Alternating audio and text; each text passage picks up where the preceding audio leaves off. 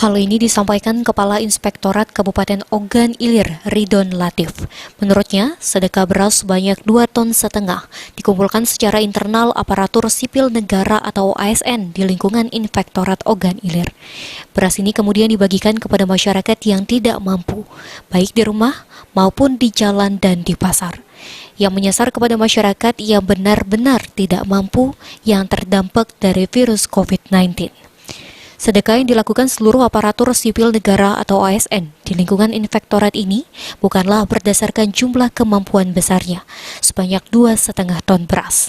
Namun hal ini didasarkan sedekah secara ikhlas bagi ASN untuk berbagi, yakni berbagi kepada masyarakat yang kurang mampu, yang selama ini menghadapi COVID-19 yang berdampak kepada perekonomian masyarakat yang semakin tidak mampu.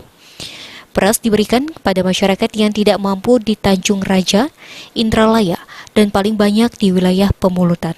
Dengan mempelopori sedekah beras ini, diharapkan dapat diikuti juga oleh organisasi perangkat daerah atau OPD di lingkungan Pemkab Ogan Ilir yang lainnya, sehingga Kabupaten Ogan Ilir dapat membantu masyarakat yang kurang mampu dalam menanggulangi penyebaran virus COVID-19 di Bumi Caram Seguguk Ogan Ilir. Betul, sedekah ini bukan karena dinilai kemampuan, karena kita mempunyai keuangan yang cukup. Tidak, kami sadar betul bahwa sedekah ini adalah keinginan. Dan ini yang kami ingin cetuskan, bahwa sedekah itu adalah keinginan.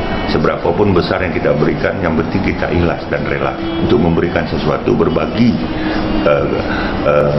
dengan masyarakat dalam kaitan COVID-19. Kabupaten Ogan Ilir akan seperti ini juga, tinggal nunggu waktu saja mungkin, karena sekarang ada memang beberapa OPD yang masih kegiatannya kaitan dengan Ahmad Romawi, PAUL TV.